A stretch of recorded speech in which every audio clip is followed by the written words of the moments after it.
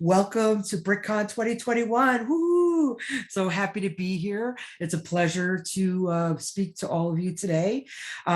Before I get started, I have a question. Is anybody here taking care of someone living with Alzheimer's or dementia? Are they taking care of one or know someone who has Alzheimer's and dementia? Yes. All right, awesome. Well, we're going to talk about that here in this presentation.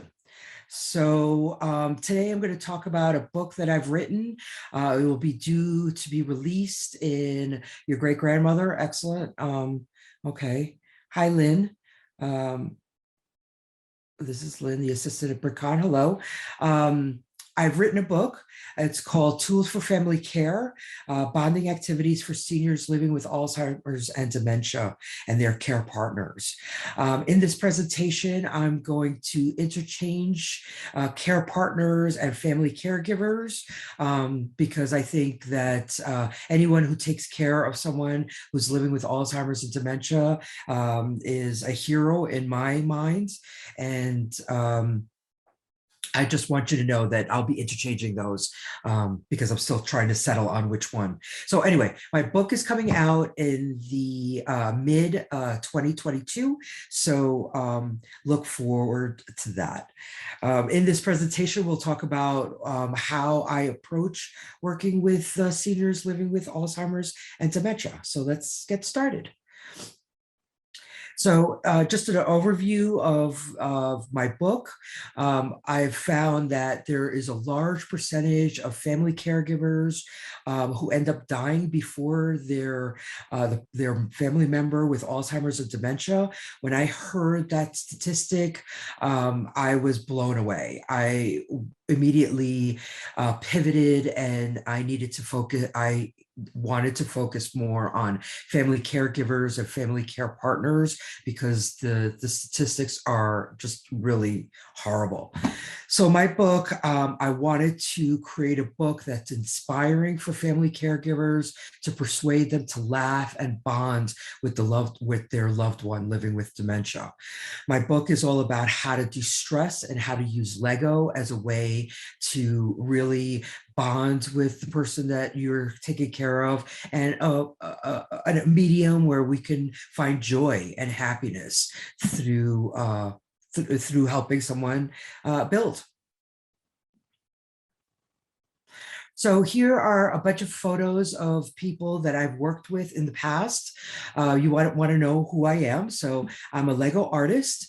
In 2017, I started my own business working with children and adults. I did a series called Lego and Libations, where we created kits for adults to build and have a nice, like a kind of paint night type of thing. Then I also wanted to work with seniors, but at the time I didn't really know that many people who had Alzheimer's and dementia. And then I was talking to a friend of mine and who owns a memory care community in the Bay Area. And so I asked her if I could try this new idea that I had with her residents, and she said, sure, come on down. I did not think in my wildest dreams that it was going to completely change my life, because I love working with seniors living with Alzheimer's and dementia. And in this presentation, I'll tell you a few stories about some of the folks that are pictured here. So let's get started. So the benefits. What are the benefits of working with Duplo? I use Duplo as my medium only because the folks that I'm working with tend to be 80 and above.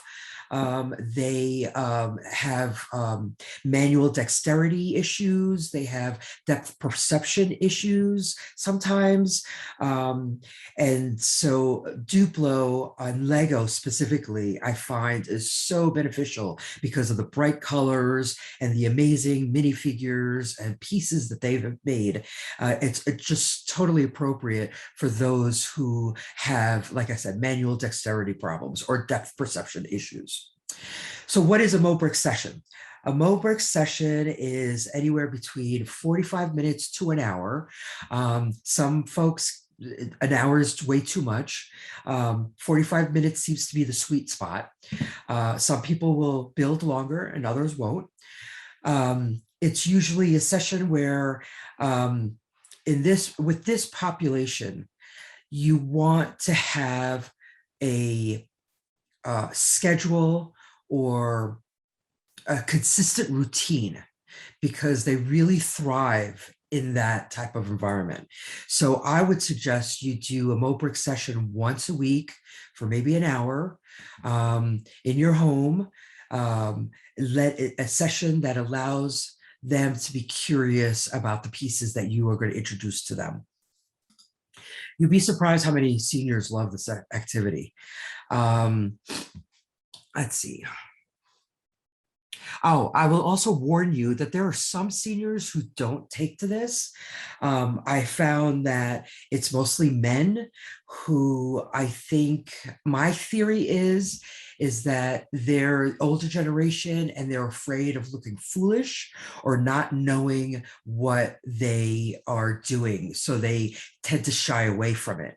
But I have met men who refuse to play, but if you put a plane or a truck or a car in front of them and walk away, after a few minutes, you see them playing with their little cars, and it's adorable, and I love it. So you never, even though sometimes some people will be like, oh, I don't want to play with this, they don't understand, that's okay. Just let them sit with you while you build, and then they will be they would be excited and interested in what you're doing. See, setting the tone. This, I think, is one of probably the most important thing when you're creating a weekly or daily schedule, weekly schedule. So people with dementia respond to consistency and routines. If you create a consistent and enjoyable experience, you'll find that they look forward to this activity every time you set it up. So to begin, you want to be mindful of your mood, right? Take a deep breath, take a few deep breaths, consciously prepare yourself to transition from your daily life and your daily routine and all the things that you have to do for an opportunity to enjoy time with your loved one. While you're setting up the bricks, take time for yourself and breathe. Over time, you will see that the muscles in your body will start to relax and you will enjoy this activity just as much as they do. So laying out your pieces. A lot of times Lego builders will put a bunch of Lego into a bucket, and we have no problem searching through that bucket to find the piece that we're looking for. But with seniors that have Alzheimer's and dementia, they're not going to go through the trouble, or they're not even going to know to actually search through a bucket to find pieces. So what I like to do is lay them out on a table. In this photo, you see I have these really shallow baskets, but you really don't need that. You just lay them out on the table in one layer so that they can see the pieces all in front of them and they can pick and choose the pieces that they want. Music. All folks with Alzheimer's and dementia, I should back up for a moment. Most of my clients tend to be in the mid to late stages of dementia. At this point in the disease, most of them have lost their capacity for language.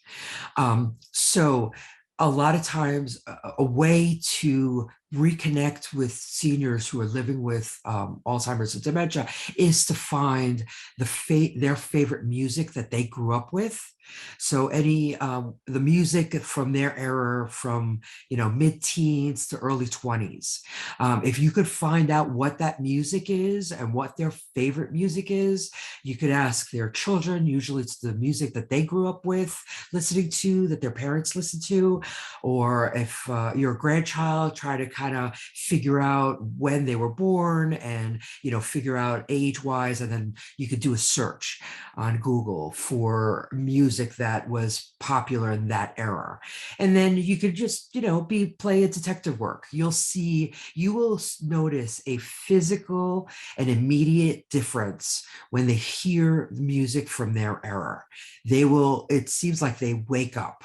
And it's amazing to see. They will actually sing and dance and tap to the music, and sometimes they will even have a conversation with you, something that normally they're not able to do, but because they're listening to their favorite music from the time that they grew up, they will automatically just become alert and want to talk to you and that kind of thing. So if you could find their favorite music, create a playlist.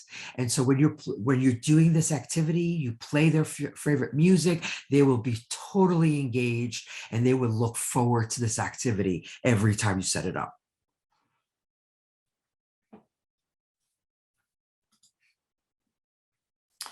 Never too old to play. This is one thing when I used to go to memory care communities. This was one of the things I used to get a lot of pushback from because, again, we're using Duplo, which is created for 1.5 to 2-year-olds. But I think it's the perfect medium.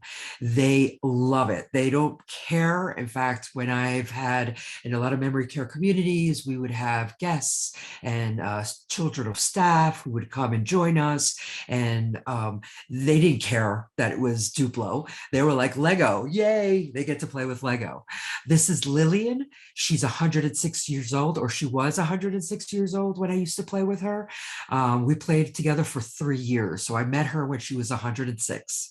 In fact, over the time that I worked with folks in memory care communities, I had over 3 that were over 100 years old, and they loved playing with Duplo. This is Lillian. When I used to ask her what was her secret to longevity, she said it was family and friends. And she had a large family who would come and visit her on a daily basis. And she was an amazing woman, amazing woman. Oh, and so intergenerational play. This is something that I think a lot of people don't think about. Children sometimes don't know how to interact with someone who has Alzheimer's and dementia. If you bring out Lego, obviously kids love playing with Lego, so they're going to naturally just build. And then the senior who is watching them become interested because because it's children. It's that interaction that is amazing. In the photo before, this was a day center where folks would bring their seniors to give them something to do during the day. And this particular adult day center had a child care on the premises. And so when I came to bring the Lego, they thought it would be a great opportunity to mix the 2 generations. And sure enough, when I put out the base plates and I put out all the Lego, the seniors, again, they're in the mid to late stages of dementia. So they're just kind of sitting there almost catatonic. They're almost non-engaged. They're just sitting there, usually looking down, no interaction. But as soon as the kids came out and the kids like Lego, the kids came out, they all woke up. They all like, oh, hey, what are you doing here? Oh, what are you playing with? Oh, what are you building? They would take pieces and give it to the children. And it's like, what are you going to do with this? Or what are you building there? The interaction was amazing. It was immediate. It was as soon as the kids came out, they just immediately woke up. So if you've got kids or grandkids or neighborhood kids, ask them to come and play. The seniors will literally wake up, and it's a beautiful thing. So how to begin? I like to slowly introduce myself because, again, you can't stand. When I worked with seniors in memory care communities, and I would stand in front of the room and I would introduce myself, no one would look up. you have, with this population, you have to talk to them one-on-one. You have to get down at their level and talk to them eye to eye and say hi. If they're your family member, obviously they will know you. They might and they might not, but you could just say, hi, my name is whatever. I would say, hi, my name is Patty, so that they don't have to remember what your name is. It's so important to make things so easy for them and not to challenge them. They don't need to be challenged.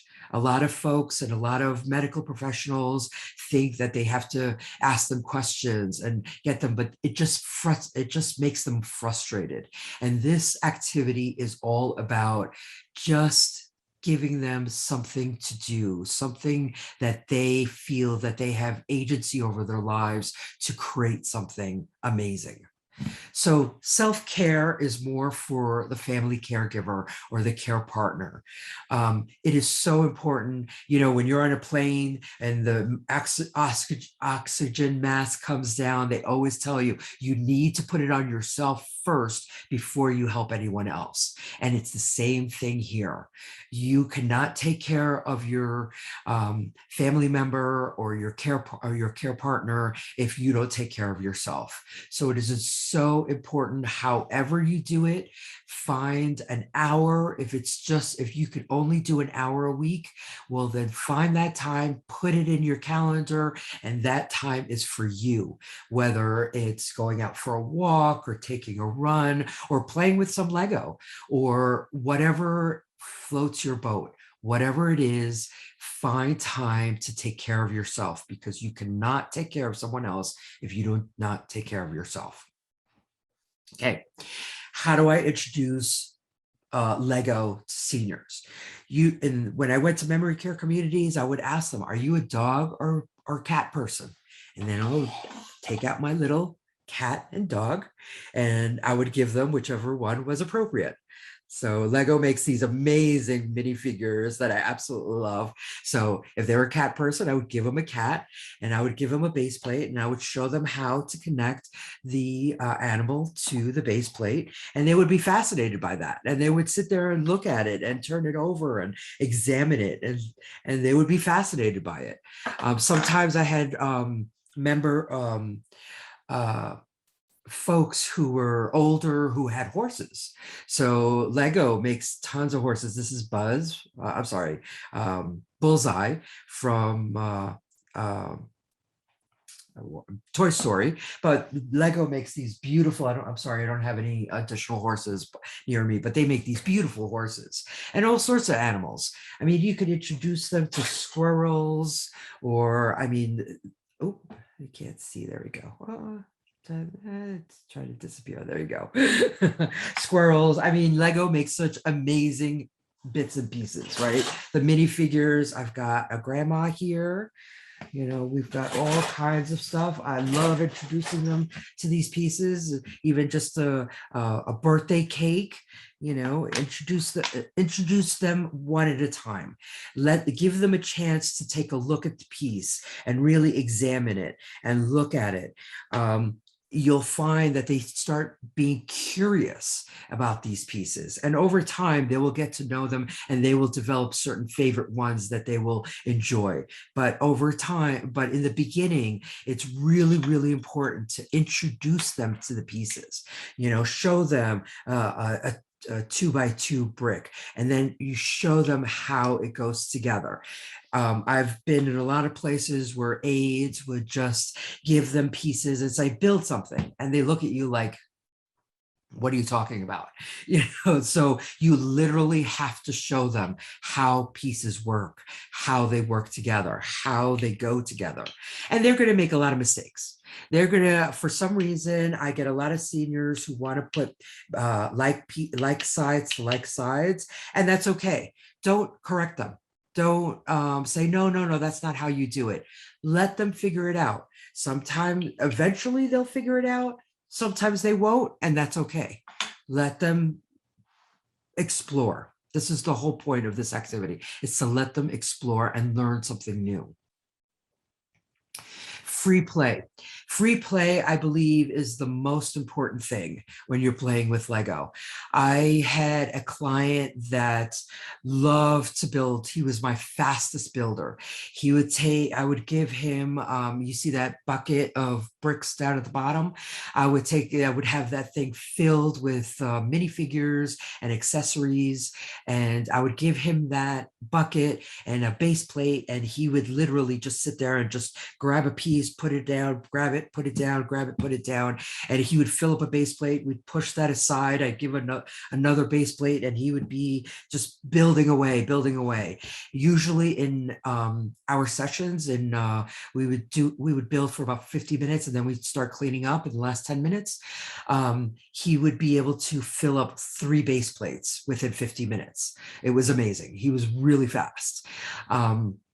One day the administrator came by. He was living in a boarding care, and she said, he used to be an architect and an engineer. Why don't you have him build bridges? Because that's what he did for a living in his working life. I was like, okay, well, I'm always willing to try something new. Let's see how this goes. So I took out, I had a bucket of regular normal bricks, 2x4 and 2x2 bricks. And I said, let's try building a bridge. He completely stopped what he was doing. And I was like, oh, if you don't know how, that's okay. I can help you. We could do this. I started stacking bricks on top of each other, and I was like, here, you try. And he just completely shut down. I was blown away at how he stopped talking. He put his hands in his lap. He looked down, and he wouldn't even look up. It was mind blowing. I was like, you know what? Forget it. Build whatever you want. And he went right back to just taking minifigures and accessories and building. So from that moment on, I never tell anybody how to build. I let them decide how, and in a few minutes, I'll talk about some of the different types of builders that I found in this population. Creativity. So this is a perfect opportunity. We're all Lego fans here, so we all know the importance. And if you heard Denise talk yesterday about creativity and how to develop that and how we all have it, definitely listen to her. I think she has another talk this afternoon, so definitely listen to that, because creativity, I believe, is the most important thing and the most important skill that we all need in this day and age. All the problems that are in the world are pretty much created by people, and so the only way we're going to solve all those problems is to develop our creativity and find creative solutions to all those problems. Now, the other thing I also want to talk about is praise. We in the Lego community are very willing and able and really good at praising other people's work, right? We have amazing, talented builders here. And this is what I love about the Lego community. People always find something great to say, and so it's the same thing with seniors. If you see a senior who's struggling just to put 2 pieces together, and then they finally put 2 pieces together, that is a success. As far as I'm concerned, if someone who has, manual dexterity problems is able to grab a piece and put it down on a base plate, that to me is a success.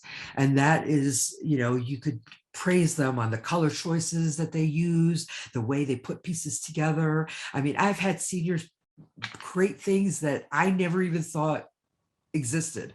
For instance, I had a client who was in the late stages of dementia, and she picked up the Lego flower, she turned it upside down and spun it on the table, and it's perfectly balanced and it spins like a top.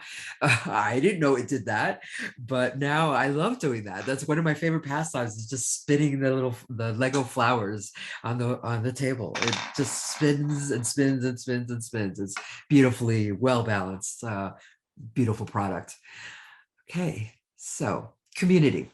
When you are a caregiver, it is so important to create some sort of community because it is a very, um, I don't want to say thankless job. I mean, being a caregiver is a difficult job.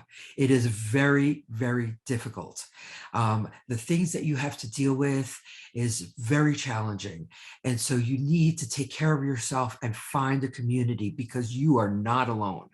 The things, the issues that you go through, the challenges that you face, you need a support system so that you can feel that you have an outlet to express your frustration or your sadness or the things that you're going through, right? I mean, not only are you losing the person that you love, they're forgetting, who you are or how to do simple tasks. That is a very difficult thing if you are a family caregiver. So please, please, please, if you learn anything from this presentation, find some sort of support system that you could, and they're in every community. So find a support system that you could find support for yourself so that you could continue taking care of your loved one. And introduce you to minifigures. We have Lego makes so many awesome minifigures. I love the grandpa. I showed you the grandma earlier. I wish Lego would make more of these because I think they're amazing and it would be great for the seniors to see themselves in Lego. Of course, we've got the little girls, right? Moms. The accessories in the Lego Duplo are amazing. This is one of my favorite pieces. This is an old bush piece, but I love it because of the texture of it. If you could find these are amazing and they fit in your hands so nicely. Okay, let's see. So that's how I introduce minifigures to them. I usually show them one at a time, show them a minifigure, let them take a look at it. They're fascinated by that. They love the paint, the writings. They're usually blown away by it. They're it really, it's pretty funny watching them play. Like you can see Fred here in the photo. He's like looking at a minifigure. He's got one of the, I think the castle minifigures, which is really adorable. Building. Now, when we are building, it could be literal, like building, but here in this sense, I'm talking about building relationships, right? When you are caring for someone who has Alzheimer's and dementia, again, it's a very difficult job. You need to have relationships and build relationships that they can help you, take a break or help you. And there's so many. The Alzheimer's Association says that you need 5 people to take care of one person with Alzheimer's and dementia. You need somebody who's going to cook, who's going to go food shopping, who's going to go pick up medicine, who's going to help them to bathe, who's going to help, in so many different aspects, someone to keep their doctor appointments, someone to keep track of all their medication. If you are a caregiver, find people who can help you with some of these resources, some of these tasks that you need to do, and that will make your life so much better so that you could really, truly be there for the person that you're caring for, right? Style of builders. I talked about earlier that I have noticed that there's like 3 styles of builders in this population. There are those who love building towers. They will just stack pieces on top of each other and build amazing towers, which is awesome. Love that. Very colorful. It's a lot of fun. There are others who love only playing with the minifigures and the accessories. They just love the minifigures, the flowers, the animals, the tree parts. You make all, I love this one, another one of my favorite pieces. Take a few pieces together. You got the little, this is ice cream, put a brick inside and then the tree on top, and you've made a little mini tree. some of them just love the minifigures. And then the third type of builder that I've noticed are the ones who only build with one color. They will sort out and pick one color and only build with that one color. Either they'll just simply just sort, take out all the reds and just build with red, or they'll just sort the colors and make piles.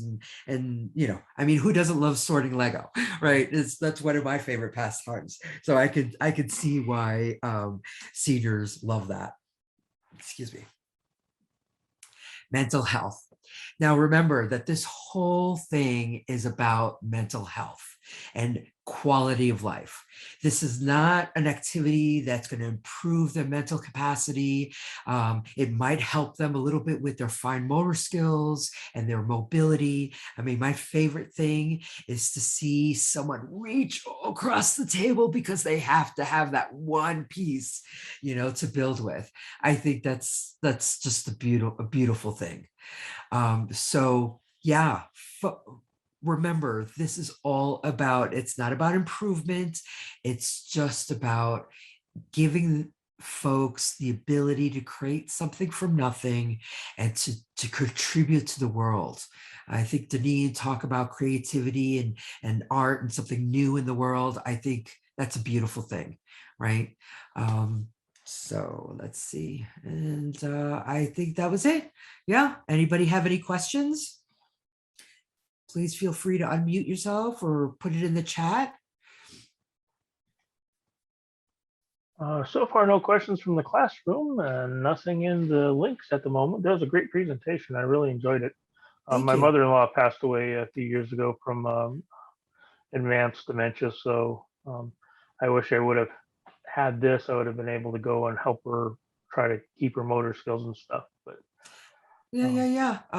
It's so simple, right? It's like when I first thought of this idea, I was like, wow, will it work?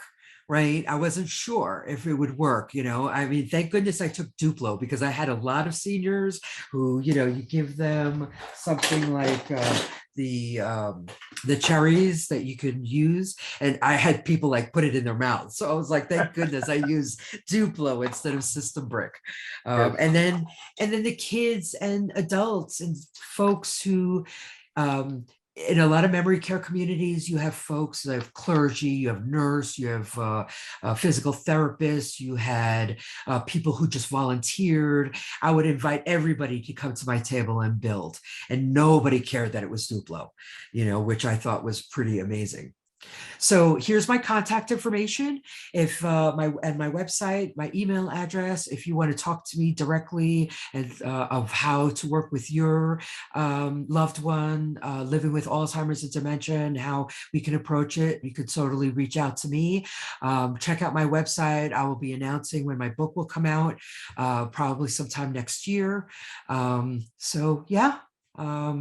Anything else? Anybody else? I think there was somebody in the audience, I believe they said. Do they have any questions or?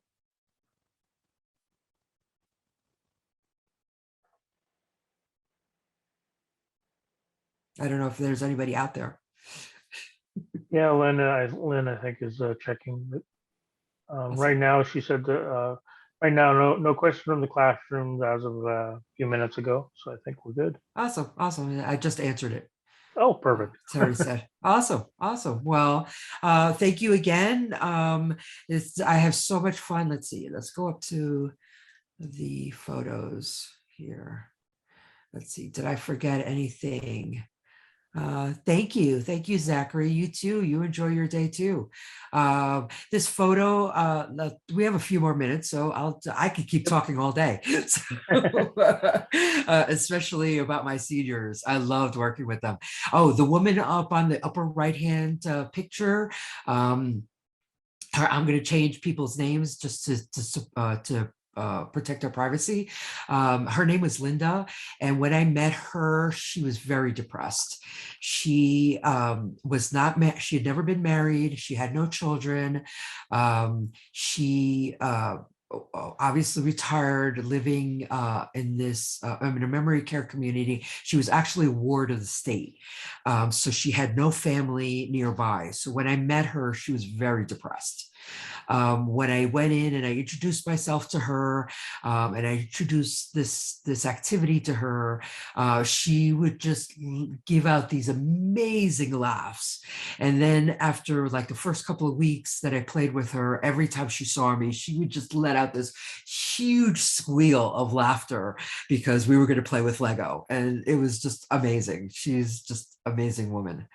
The photo down in the bottom right, the woman on the right and the woman in the wheelchair, they were both residents of a particular community, and the gentleman in the middle, he was a family member, and he would love coming and just enjoying, because the woman in the wheelchair, she would just laugh and love, she loved the minifigures. And so he just was so thrilled to see that his mom was just laughing and just having a good time. And, it was a beautiful thing. Um, let's see. Oh, the woman on the right in that particular picture, she was the second person that was over 100 that we used to play with. Let's see.